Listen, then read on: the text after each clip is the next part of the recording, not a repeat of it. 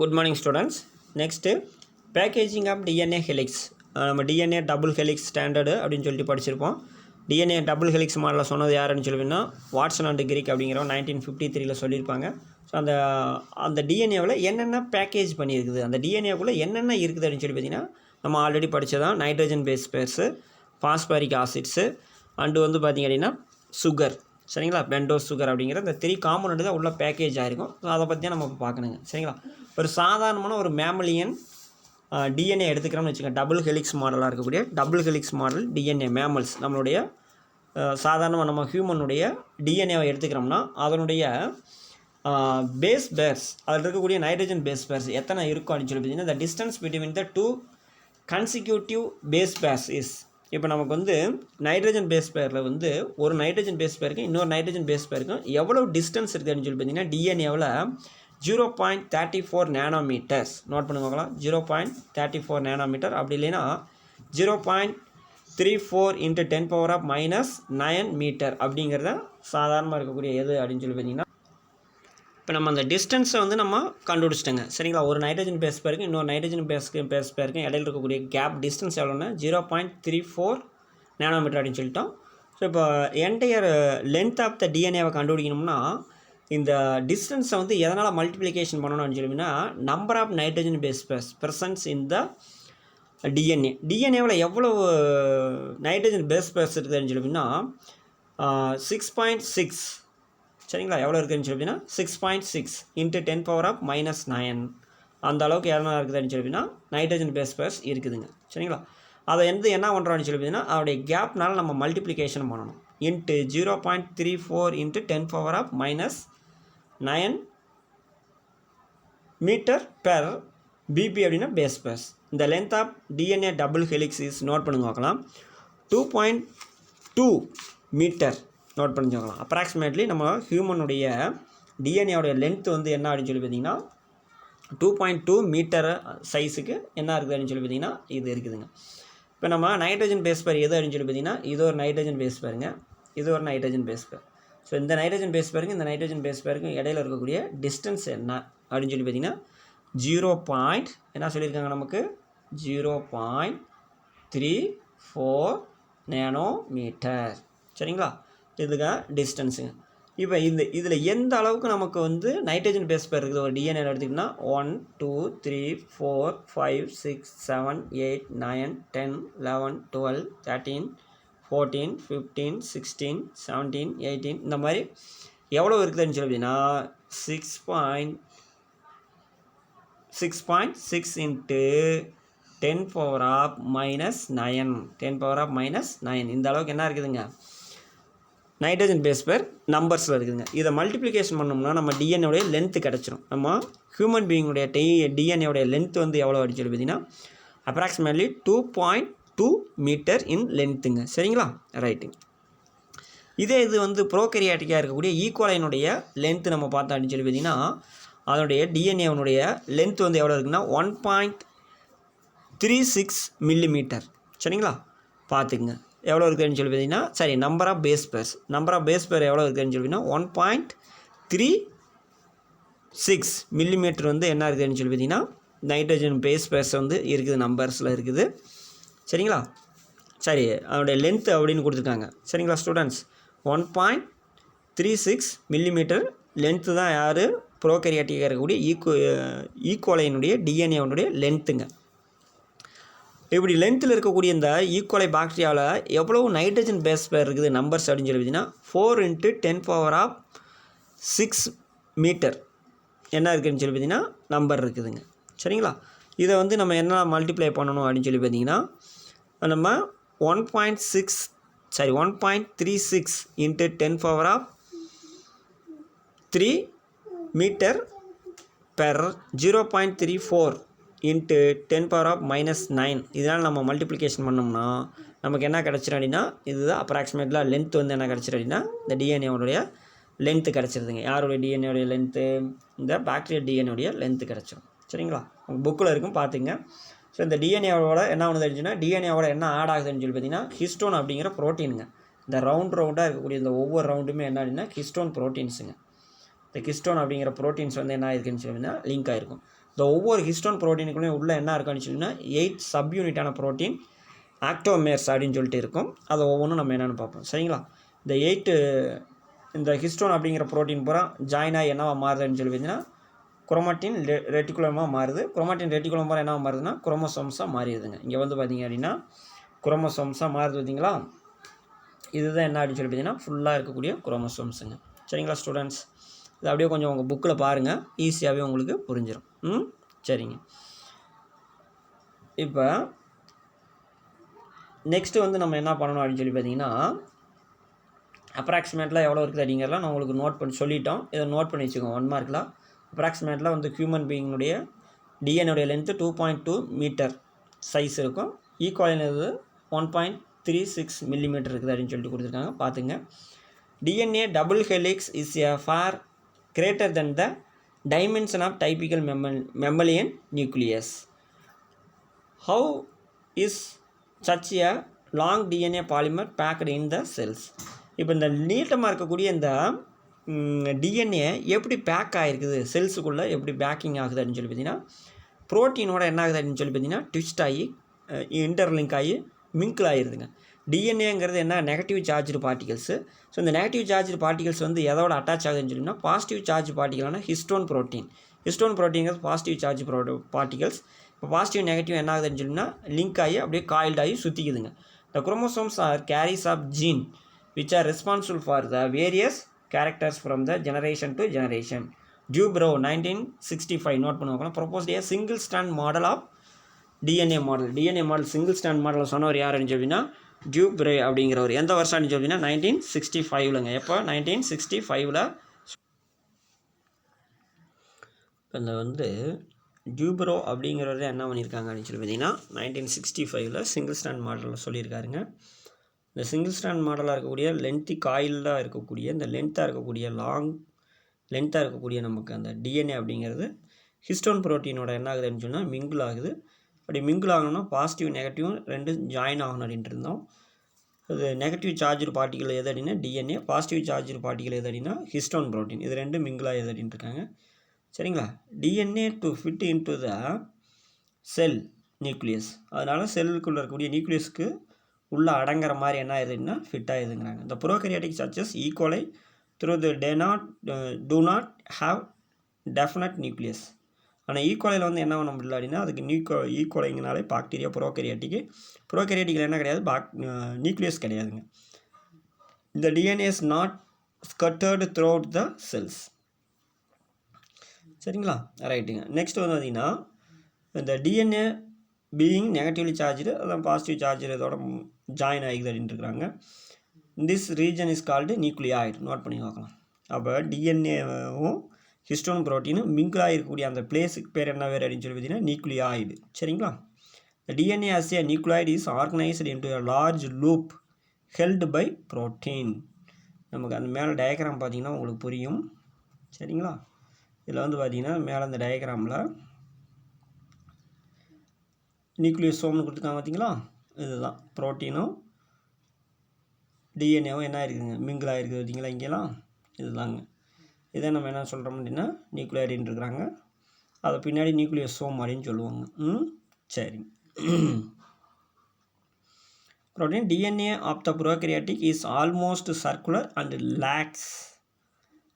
lack of chromatin organization. Hence term name is என்ன சொல்கிறாங்க genophore. என்ன ஃபோர்னு சொல்கிறாங்க ஜீனோஃபோர்னு சொல்லியிருக்காங்க. ப்ரோகரியாட்டிக்கில் இருக்கக்கூடியதுக்கு பேர் நம்ம என்ன சொல்கிறோம்னா ஜீனோஃபோர் அப்படின்ட்டு இருக்காங்க. பார்த்துக்குங்க. நெக்ஸ்ட் வந்து பார்த்திங்கன்னா in eukaryotic this organisation is much more complex.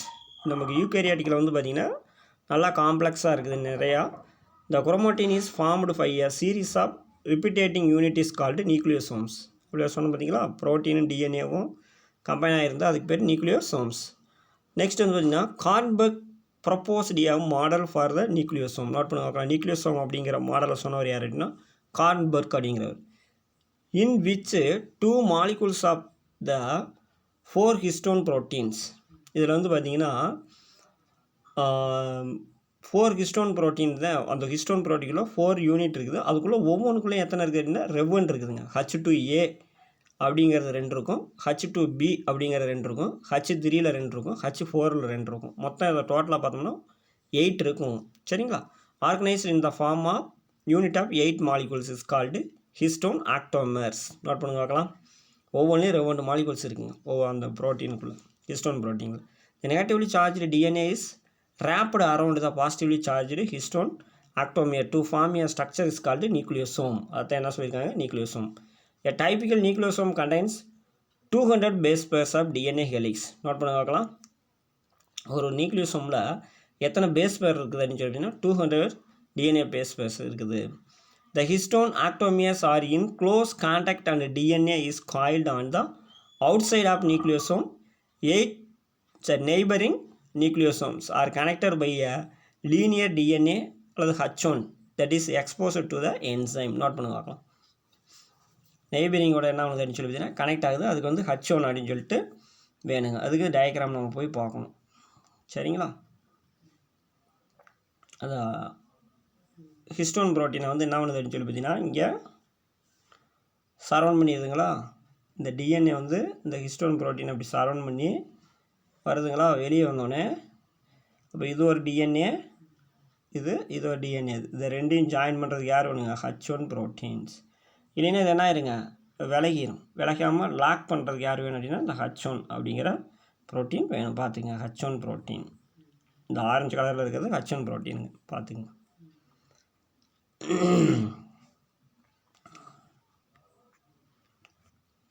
சரிங்களா? ரைட்டுங்க. இந்த டிஎன்ஏ நோட் பண்ணிச்சுக்கலாங்களா. இந்த டிஎன்ஏ என்னன்னு பாருங்கள்.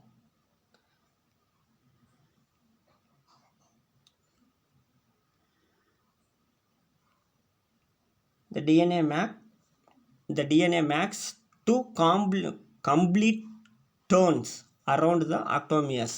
அந்த ஆக்டோமியர்ஸ் சுற்றி என்ன பண்ணுதுன்னு சொல்லிங்கன்னா 2 சுற்று வருகிறது. எது டிஎன்ஏ கம்ப்ளீட்டாக 2 சுற்று வருது. And the 2 turns are sealed on H1 molecules. The chromatin lacking H1 has a chromatin lacking H1 has a என்ன சொல்கிற நமக்கு பீட்ஸ் ஆன் ஏ ஸ்ட்ரிங். சரிங்களா?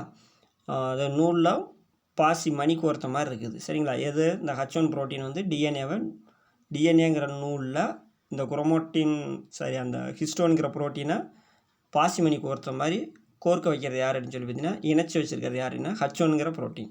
Appearance in which DNA enters and leaves the nucleosome at random place. சரிங்களா? இவ்வளோ நாளைக்கு வெளியே வருதுங்க. H1 of one nucleosomes can be interact with H1 of the neighboring nucleosomes, resulting in the further folding of the fiber. The chromatin fiber is in interface nuclei and mitotic chromosomes have a diameter that vary between 200 to 300 nanometer. Note பண்ணி வச்சுக்கோங்க, 1 mark. Interface அப்படிங்கிற நிலையில் nucleus அடைஞ்சோடனே இந்த mitotic குரோமோசோம்ஸில் அதனுடைய diameter எவ்வளோ இருக்குன்னா 200 to 300 nanometer. And represent inactive chromatin. அதை வந்து நம்ம என்ன சொல்கிறான்னு சொல்லி பார்த்தீங்கன்னா inactive chromatin அப்படிங்கிறாங்க. 30 nanometer fiber arise from the folding of nucleosomes chain into a solenoid. அதை வந்து என்ன மாற்றுறாங்கன்னு சொல்லி பார்த்தீங்கன்னா அதை என்னன்னு சொல்கிறோம், solenoidங்கிறாங்க. சரிங்களா?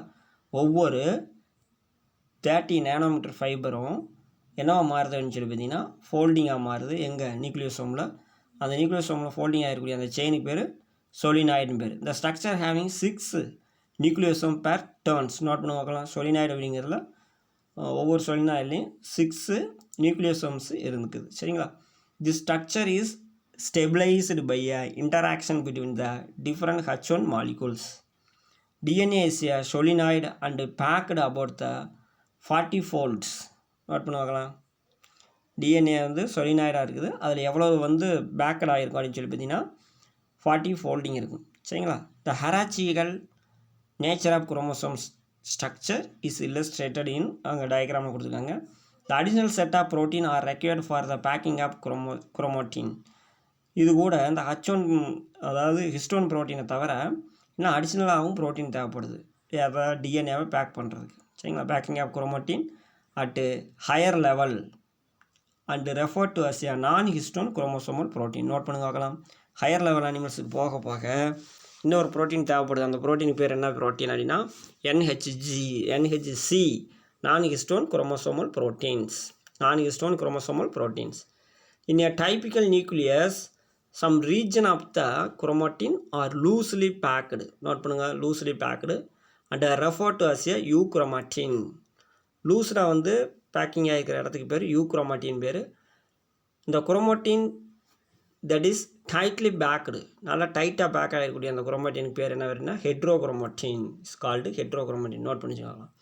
யூக்ரோமாட்டின் இஸ் டிரான்ஸ்கிரிப்ஷனலி ஆக்டிவ். நோட் பண்ணுங்கள், முக்கியமான விஷயம். இந்த யூக்ரோமாட்டின் அப்படிங்கிறத டிரான்ஸ்கிரிப்ஷனலி என்ன ஆகுதுன்னா அங்கே தான் டிஎன்ஏ வந்து ரெப்ளிகேஷன் நடக்கும். Transcriptionally active and heterochromatin is transcriptionally inactive. முக்கியமான இம்பார்ட்டண்டான 1 மார்க். நோட் பண்ணுங்கள். நெக்ஸ்ட் வந்து பார்த்திங்கன்னா டிஎன்ஏ ரெப்ளிகேஷன்.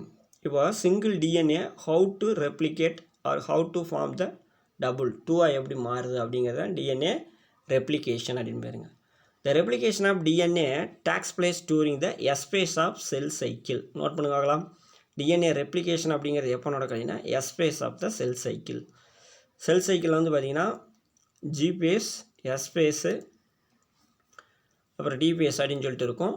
இந்த இப்போ இருக்கக்கூடிய ஃபேஸில் வந்து S phaseல என்ன நடக்கும்னா DNA ரெப்ளிகேஷன் நடக்கும். ஒரு DNA வந்து டபுளாக மாறும்.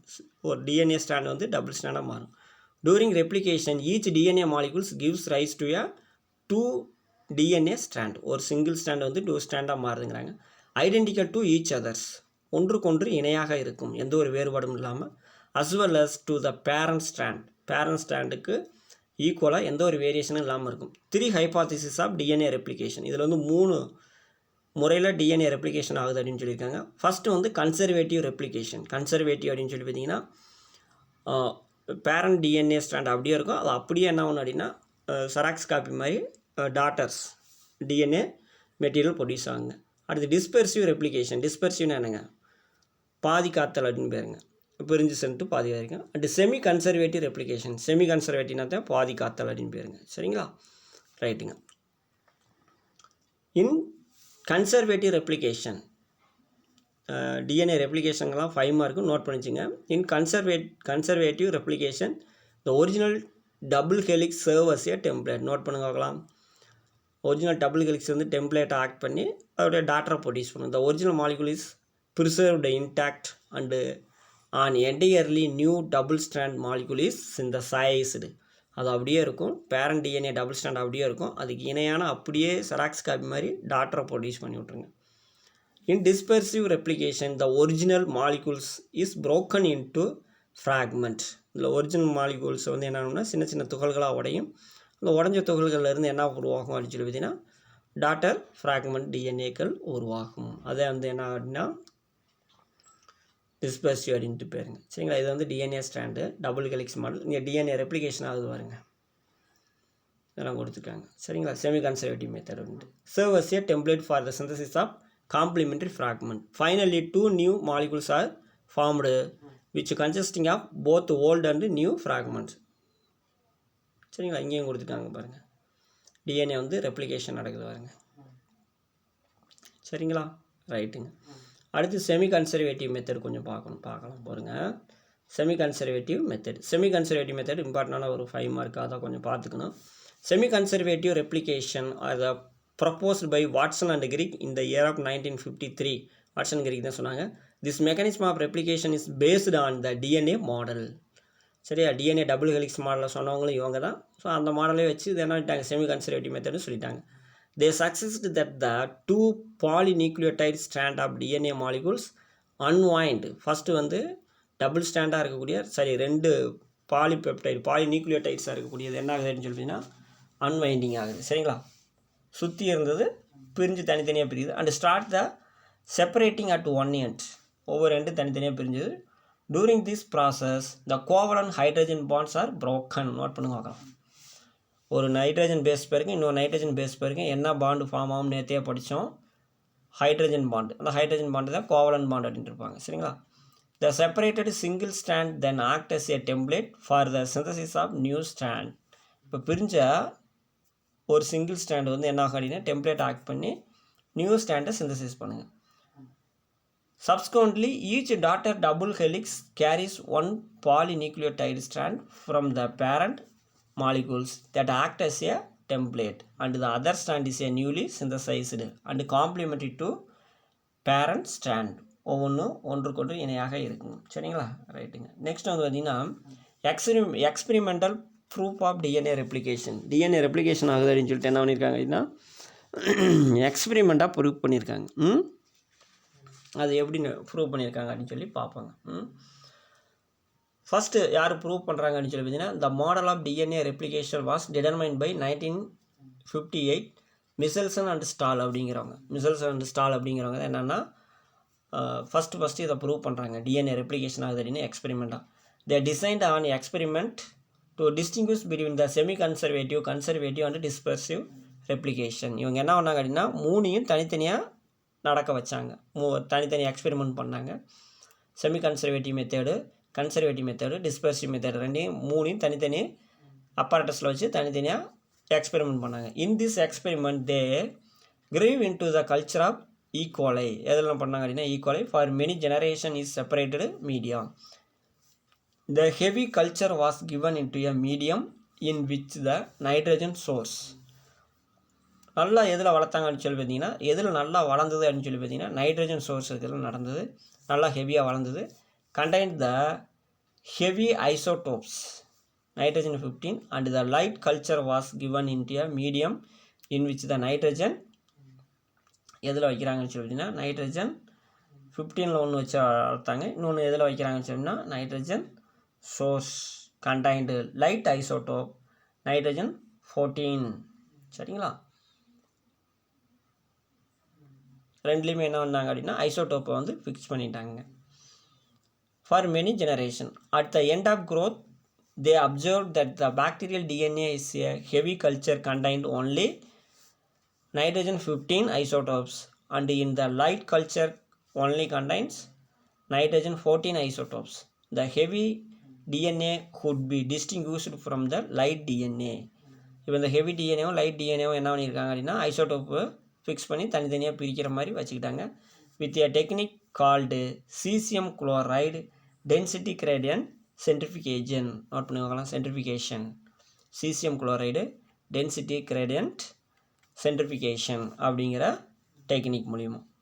இன் this process heavy and light DNA extract from the cell in the two culture settled in to a new distinct and separate band hybrid DNA கொடுக்குறாங்க. The heavy culture nitrogen 15 was then transformed into the medium that had only ammonium chloride and took sample at various definite time intervals. ஒவ்வொரு 20 மினிட்ஸ்க்கு ஒருக்க வெளியே எடுக்கிறாங்க. After the first replication they extract DNA and subjected into the density gradient centrifugation. The DNA settled into a band that was intermediate in position. First என்ன ஆகுதுன்னா intermediate பொசிஷனில் வந்து ஒரு பட்டை மாதிரி ஃபார்ம் ஆகுது between the previously determined heavy and light band. முதல்ல உருவான லைட்டு ஹெவி பேண்டுக்கு இடையில இது என்ன ஆகுது அப்படின்னா இன்டர்மீடியட்டான ஒரு பேண்ட் உருவாச்சுங்க. ஆஃப்டர் த செகண்ட் ரெப்ளிகேஷன் 40 மினிட்ஸ்க்கு அப்புறம் அதான் ஃபஸ்ட் 20 மினிட்ஸ்க்கு அப்புறம் 20 மினிட்ஸ் ஸ்டார்ட் பண்ணோம்னா 40 ஆகும்ல. They again extract DNA sample and this time found the DNA settling into two bands, one at the light band position and one at the intermediate position. பார்த்துக்குங்க. This result confirmed the Watson and Crick semi-conservative replication hypothesis. Semi-conservation hypothesis மூலியம் என்ன ஆகுதுன்னா DNA replication ஆகுது. Semi conservative மெத்தடில் டிஎன்ஏ replication ஆகுது அப்படின்ட்டாங்க. Next வந்து பார்த்திங்கன்னா enzyme and mechanism of replication. இப்போ இந்த டிஎன்ஏ ரெப்ளிகேஷனில் என்னென்ன என்சைம் இன்வால்வ் ஆச்சு அப்படின்னு சொல்லிட்டு பார்க்கணும். அதை வந்து நம்ம நெக்ஸ்ட் கிளாஸில் பார்ப்போம். ஓகேங்களா? Thank you students.